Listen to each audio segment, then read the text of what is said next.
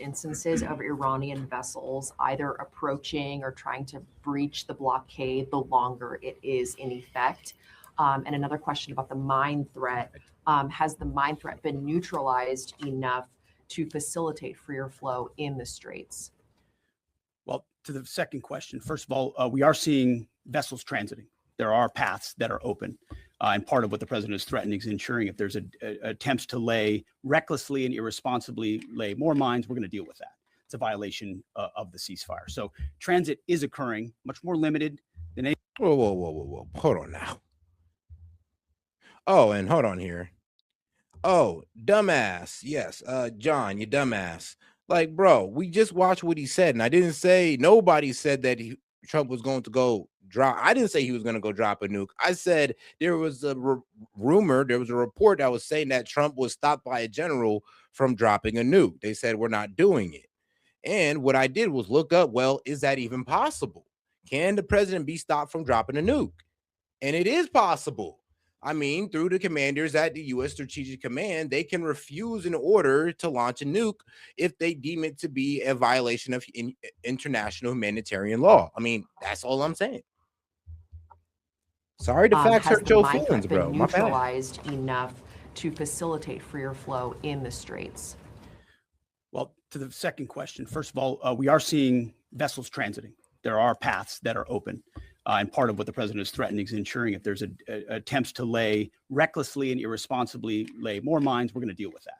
It's a violation of the ceasefire. So transit is occurring, much more limited than anybody would like to see, and with more risk than people would like to see. But that's because Iran is doing irresponsible things with small fast boats, crafts, like I said, with weapons on them. These are commercial ships, in some cases, cruise ships that came through. But you see the goalposts moving. Remember when we said we completely destroyed their navy? They ain't got nothing in the waters. Yeah, okay, but what are these kamikaze drone speedboats doing? And wait, what are these speedboats doing that they got guns on the back of? And why do they have these little miniature submarines in the bottom? Like, I thought you said their military was gone, bro. We're talking about miniature submarines and speedboats with guns on them and kamikaze drones, kamikaze speedboat drones. Like, but you said their military's done, though. Like, do you see the problem here? Being threatened by these. So as far as breaching the blockade, it's been a pretty consistent. There were a number of ships at the beginning. Then you had the interdiction that the chairman described, where we took out the engine room and disabled that ship. I think that sent a very clear sign that this is not a fake blockade. This is a real full blockade. We'll use. Oh, guys, yes. And according to our Defense Intelligence Agency, they pretty much reported themselves that, what was it?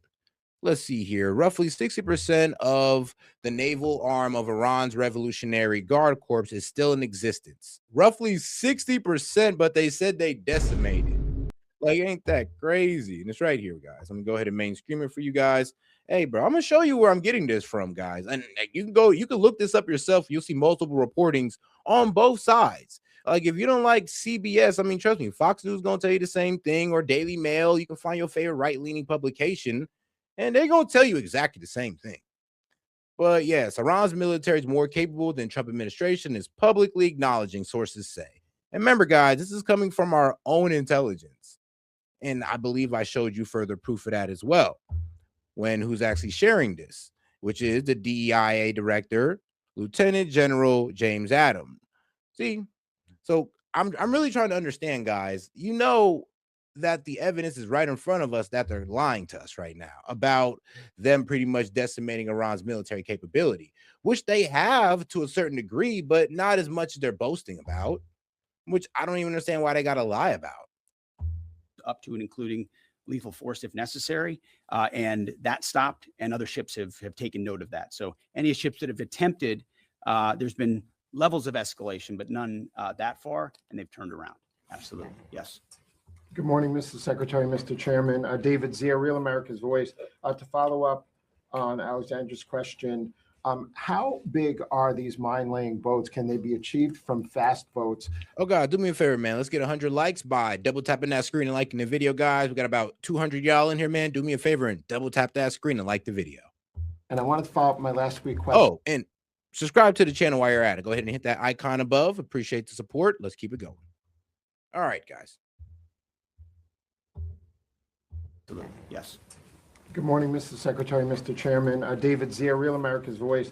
To follow up on Alexandra's question, how big are these mine-laying boats? Can they be achieved from fast boats? And I wanted to follow up my last week question about as jet fuel stocks in Europe reportedly are only about 6 weeks left.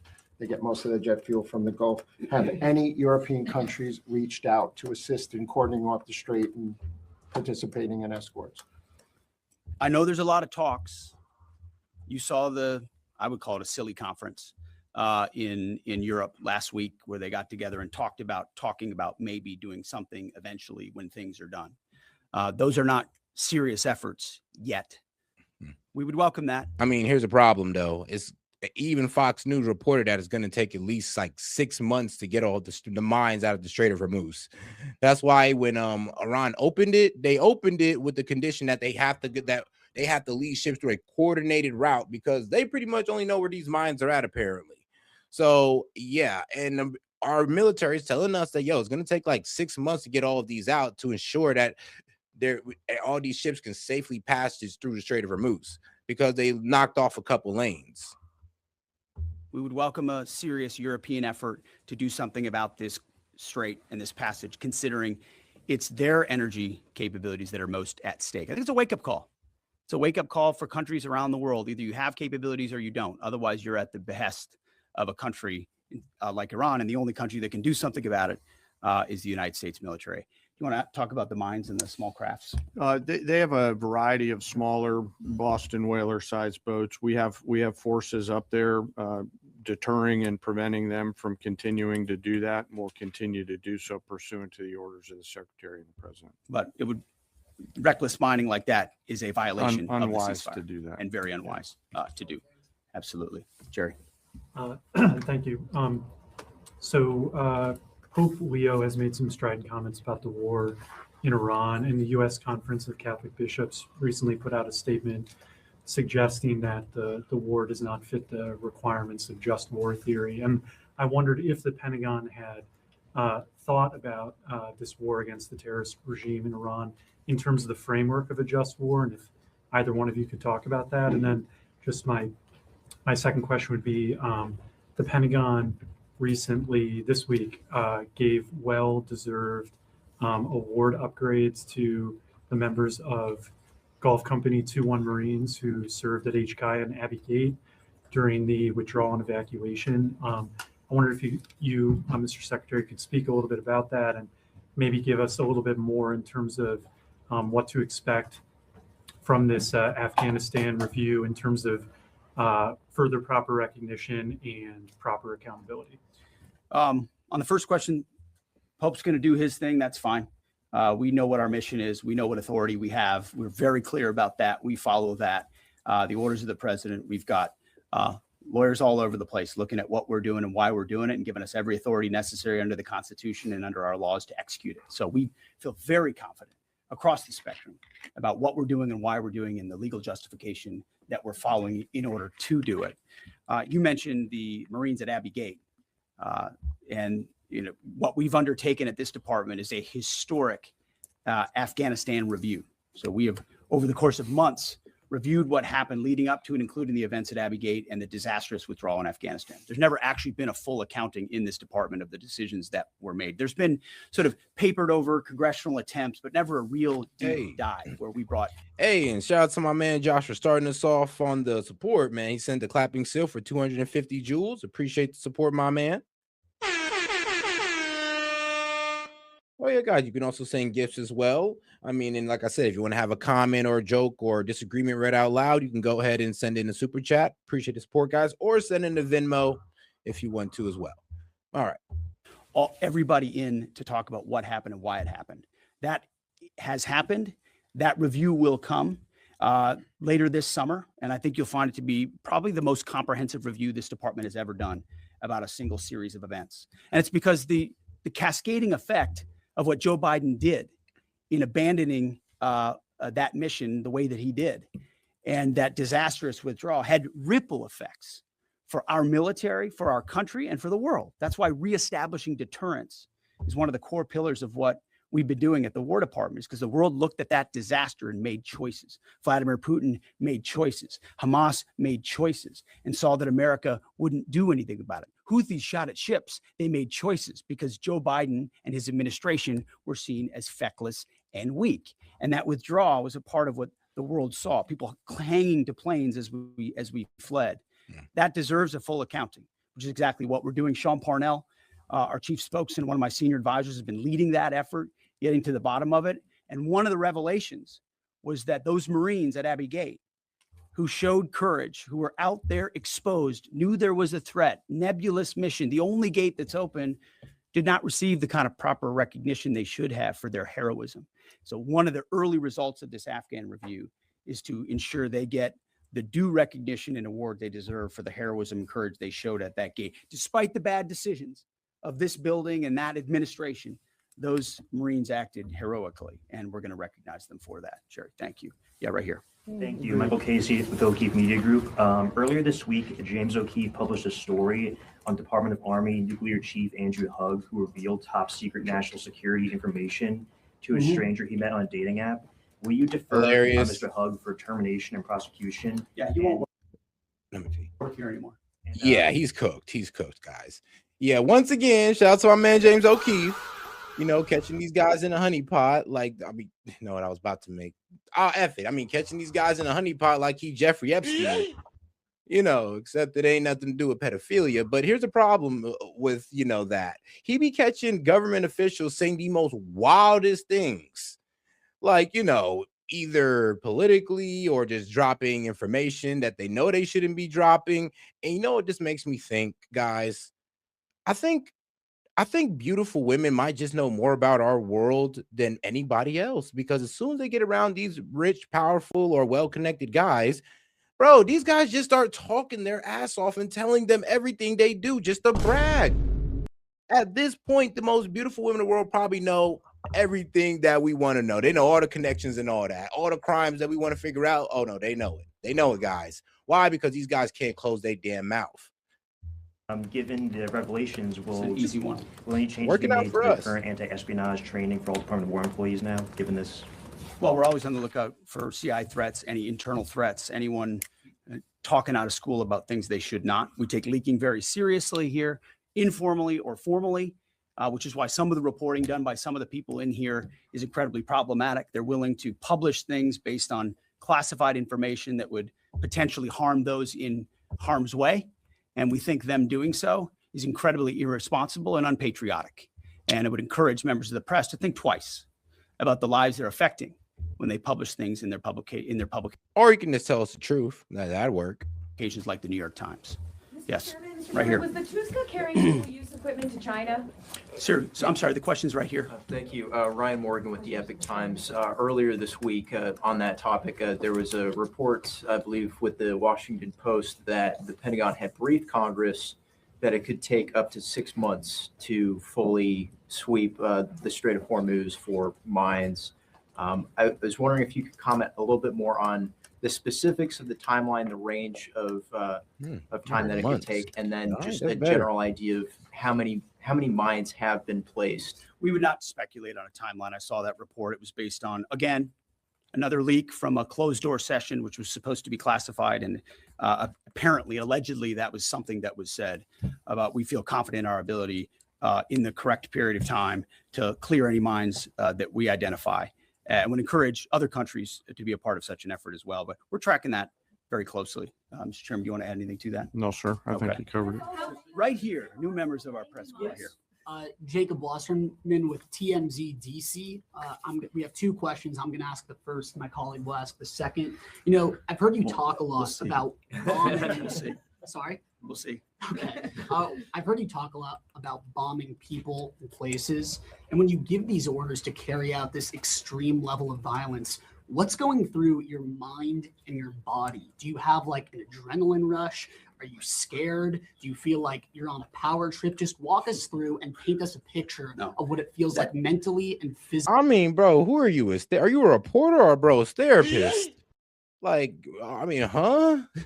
I don't know why, but that kind of sounds like something this therapist needs to ask him when he's on the couch. Like, Pete Hegseth, why are you so bloodthirsty?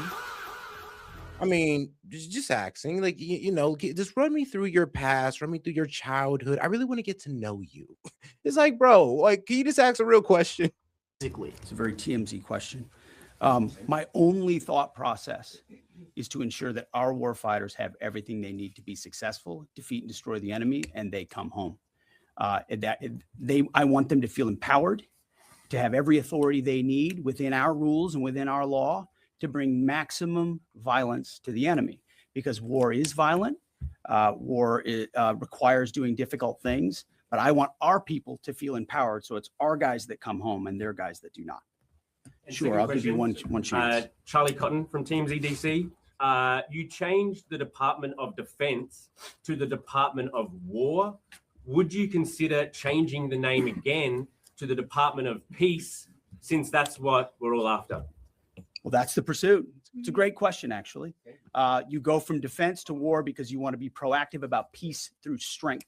And really, I gave a speech in front of generals about what the ethos of the War Department is all about, because I wanted to go through every echelon of this department. It means something. It's not just words.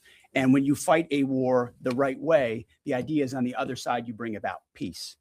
That is what we'd like to see the most. In fact, I once did a video about the one institution that should win the Nobel Peace Prize every single year is the United States military, because we are the guarantor of the safety and security, not just of our country, but of a lot of people in this world. Last question. Yes, sir. Thank you very much, Mr. Secretary. I do appreciate your time. Since February 28, 725 drones and missiles have hit the Kurdistan region as your loyal ally, killing 22 people and injuring 100 others. Even after the ceasefire, Mr. Secretary, 20 more attacks were carried out.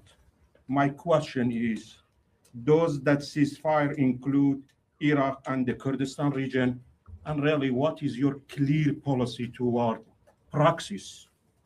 Why I am asking this question, by President Masoud Barzani's statement, 5 times targeting his office, even targeting President of Kurdistan region residents in the Hague City. We watch it very closely, and that area and those folks, the Kurds, deal with a lot of what the IAMGs or the proxies are capable of doing. And a reminder of the reverberating effect of this Iranian regime. It's not just what it does to its own people, killing 45,000 of its own citizens just recently, but it's also the terror they've brought to the region. Here's a problem, though. We're running out of intercepted missiles for these guys. That's also a problem.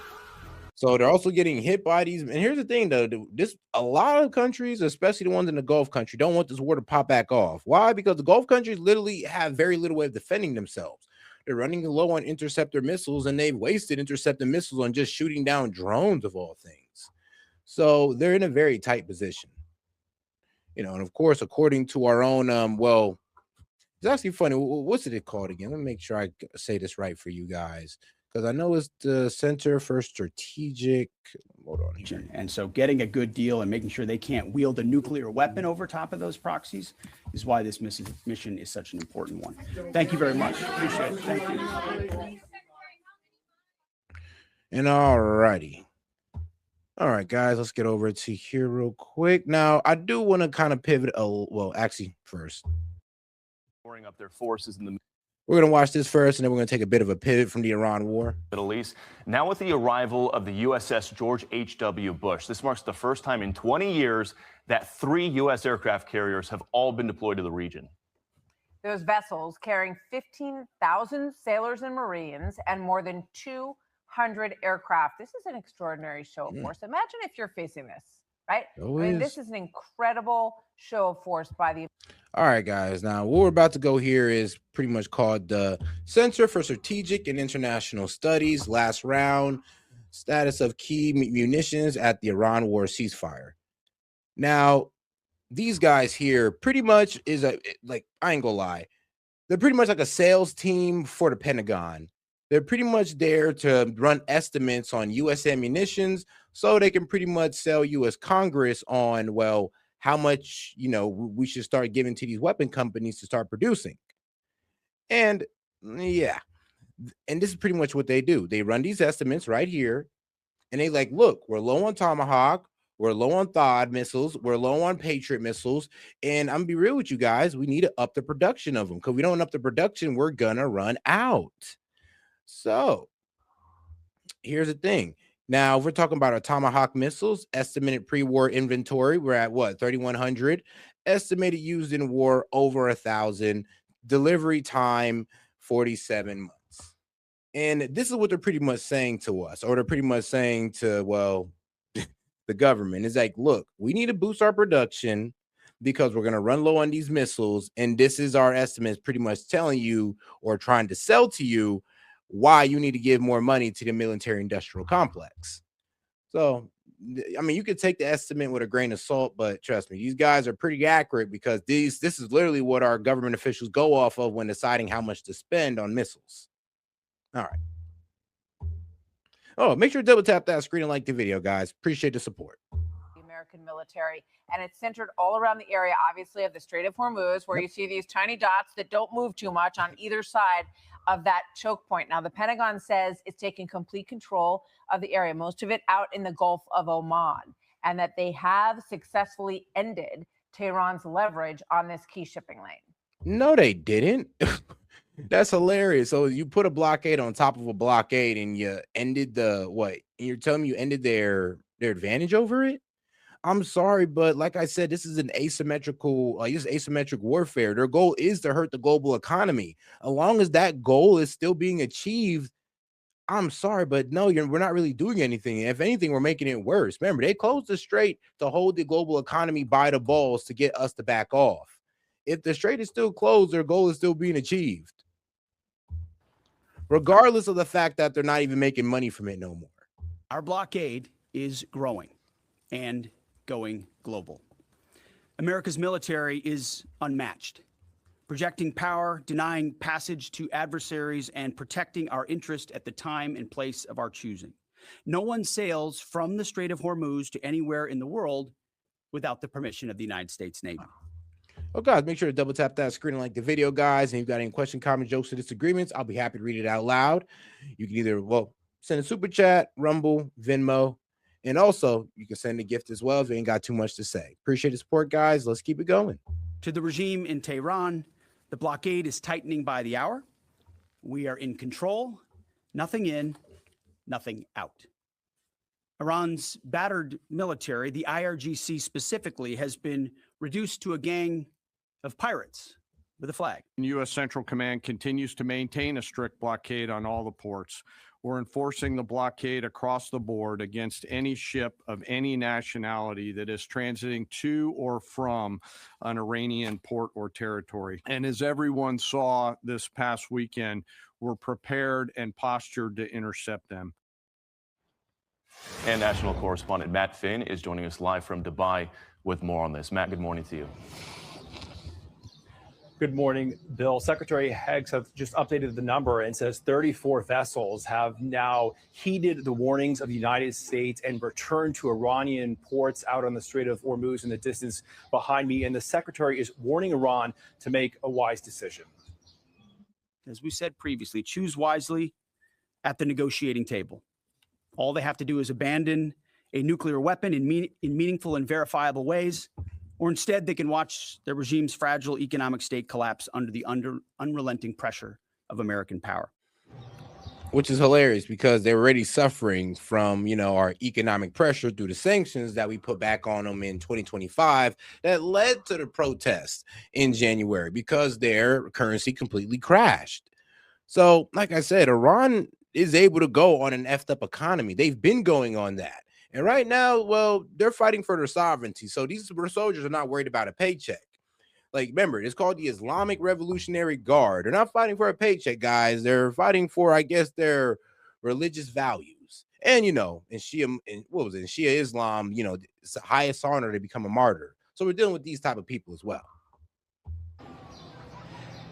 The U.S. Navy now has 3 aircraft carriers here in the Middle East region. The USS George H.W. Bush carrier has arrived in the Indian Ocean. Already here, the Gerald Ford and Abraham Lincoln. Secretary Hegseth says in addition to those 34 vessels that the U.S. is forced to turn around, the U.S. is also tracking other ships that are associated with Iran and idling outside of the U.S. blockade. Fox's Lauren Simonetti. Bro, the shadow fleets. And I mean, let me go ahead and let me see here. I did have something pulled up on these shadow fleets. Yeah, Iranian shadow fleets. Now, these is pretty impressive, sadly. But Iran operates a shadow fleet of hundreds of aging, lightly regulated oil tankers, estimated to have over 500 to over 1,000 vessels. I mean, bro, to bypass Western sanctions, with many transporting crude to China. These ships often use fake, obfuscated, or disabled tracking data to hide ownership and destination. Despite U.S. naval blockade and targeted sanction, this network has successfully continued to move significant volumes of oil.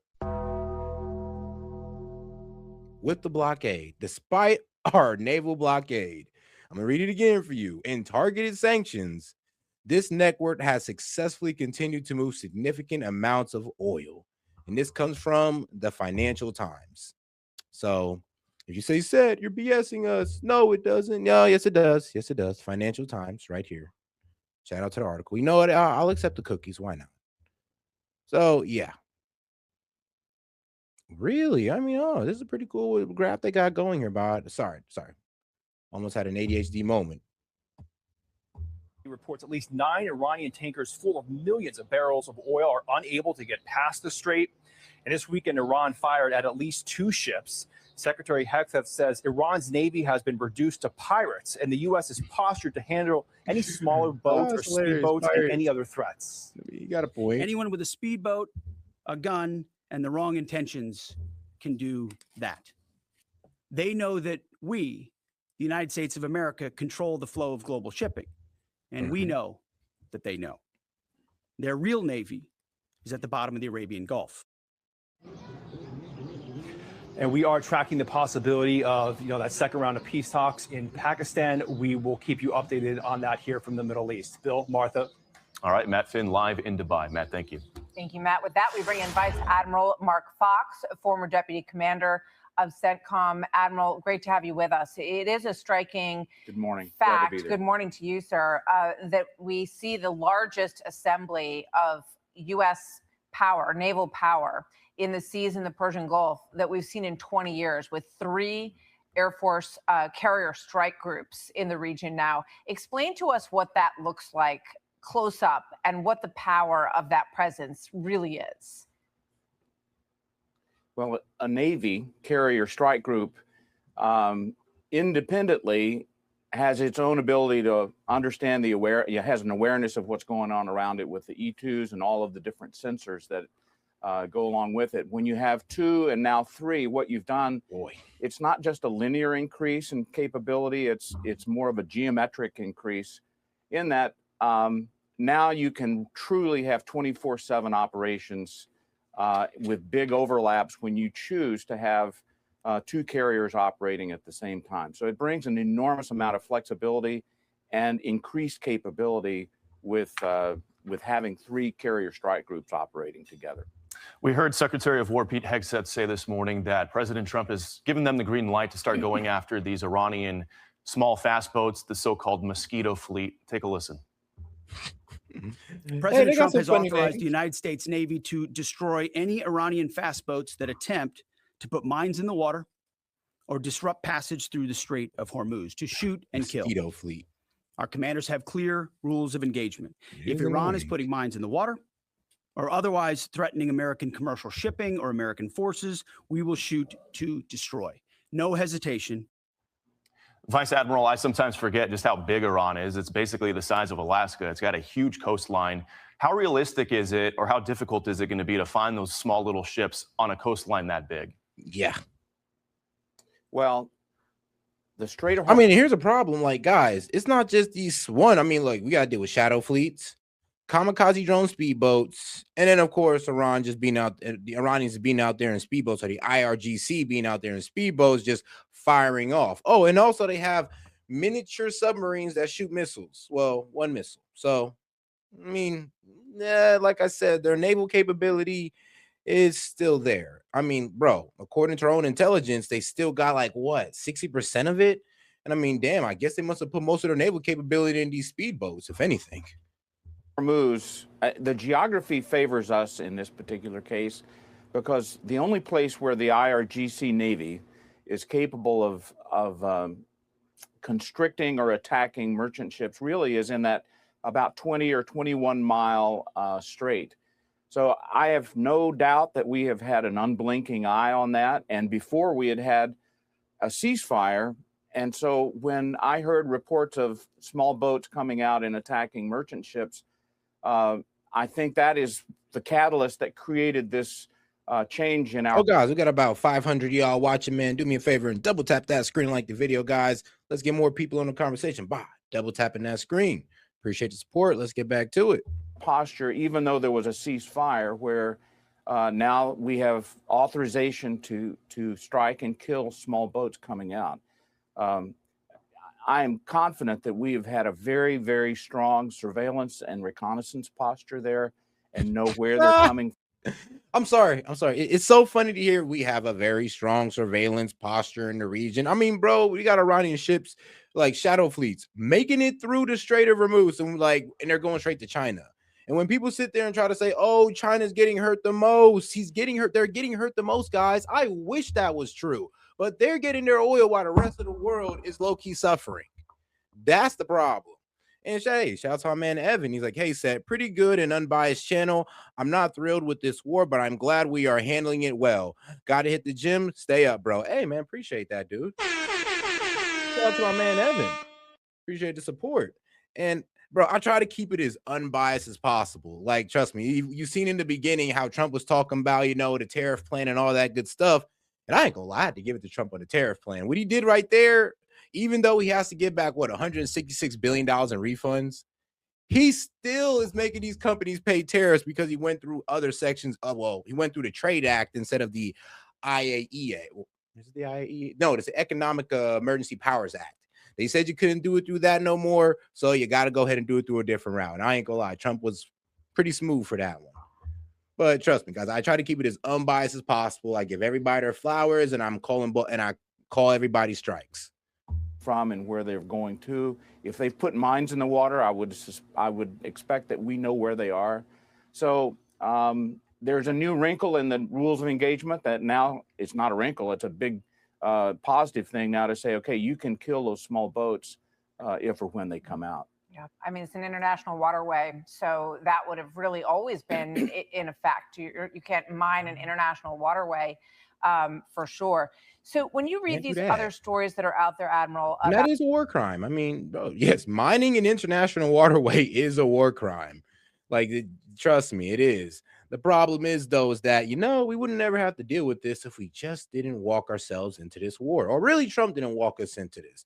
And especially when you read the article that explains how he was convinced into it. And what sucks about it is that he is like, you know what? I feel a little bit better about this if he was convinced by, our intelligence, our, officials that we have. But no, he had Bibi Netanyahu and the director of the Mossad there convincing him to get into this war. The director of the Mossad is out here sleeping in the goddamn White House trying to convince our president to get us into war with Iran. And he went off that. And I'm telling you right now, if he'd went off U.S. intelligence or at least a U.S. citizen, I'd have been a little bit more okay with this. Still in disagreement, but a little bit more accepting. How we're pulling all of our assets to one place, that we're lowering our stockpile of munitions. And some people think that's a concern when you look at China. Big meeting coming soon with President Xi next month. What do you say about that? Well, I think personally that this is a good shot of adrenaline to our industrial base, our defense industrial base. We need to reconstitute our ability to rearm and to produce the capabilities that allow our nation to essentially deter our enemies. If you have an enemy and you have forces that you will be able to inflict a pain on them, then they're going to be deterred from doing something. And if you don't have that capability, then that invites mischief on the part of. I mean, you mean like how Iran was using the 60% enrichment to deter us from attacking them? Yeah, no, I get it. I get it. We show force or show that we have a certain capability to deter people from doing certain things. It's kind of funny how we don't understand that about how Iran pretty much did that with their 6% enrichment. It was supposed to be a deterrent. It was supposed to be, hey, look, we'll go ahead and give it to you. You just work out a deal with us. But no, we kind of use it to fearmonger that they were 2 weeks away from a nuke, which is far from the truth. But all right, guys, let's go ahead and get off the Iran war for a little bit. Don't worry, we will be back with more war coverage, but let's get into other stories as well. Like the $166 billion in tariff refunds begin. The complex process explained. And you know, the Democrats are like shaking pom-poms over this. I get it. I get it. But Dems, you got to understand, this is not the win you thought it was. Because this is how dumb it is, guys. And then, like, bro, this is really stupid.